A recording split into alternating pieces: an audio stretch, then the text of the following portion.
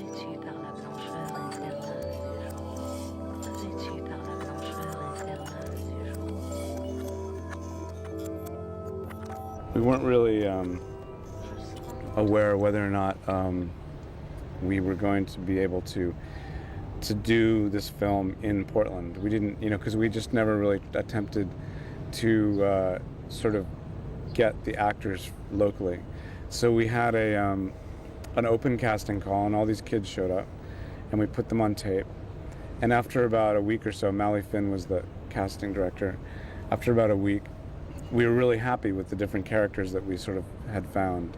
If you're casting high school, I think they're a lot more sort of enthusiastic, and they have less transportation and things to do, partly because of their age. They don't have really, aside from their school, they don't really have,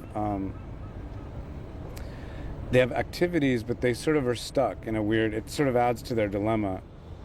They have after-school activities, they have personal activities and social events and so forth, but they seem to want to just have something, anything to do. So they all will come to your open casting call, like every single demographic, from the football players down to the library managers. They all will come, and you'll be able to cast a perfect high school movie.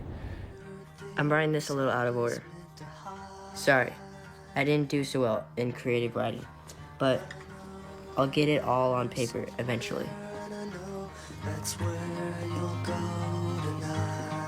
It was amazing. Gus is such an amazing director, and he's so talented, and he made everything so comfortable and easy on the set. It was different from other films I've done because his direction he could relate to on a different level that a lot of adults can't, and he's sort of like, he would let you use your creative input into the scene, and you had more creative freedom than you do in other films because the script wasn't so precise. It was more of an outline and a general idea of where the scene the script directly had to go. I can't even express working with Gus because it was just so different, exactly how she said it. He was just the whole time it was just so laid back, and he's just such a good director. He directed us towards how to do the scenes really well. He really broke it down in decent parts and really helped us out a lot. Hey! Are you gonna ride that skateboard or sit on it? I'm waiting for someone. Oh, what's up? You gonna ride this thing, man? I'm waiting for someone, dude. You're not gonna let me ride it?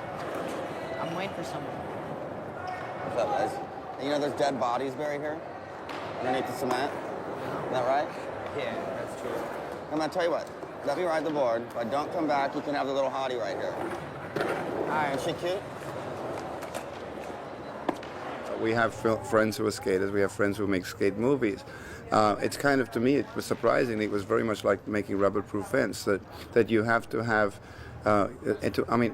Phil and I are not Aboriginal Australians. So why would we dare to make such an important and respond? How can we be responsible to the integrity of the story being told in rubber-proof fence? I think on a much lesser scale, of course. I think it's the same thing with any culture. In this case, we're talking about skater culture. How would we dare to do more when so many people are doing and celebrating their lifestyle so much? So I think you approach it with that humility, with that hopefully, humble as I am, that you do approach it with humility, with a certain sense of deference, and hopefully an openness that takes you somewhere that into their world, and therefore, but with your eyes, that makes it slightly different than anything else. I'm not sure. I think that's what happened.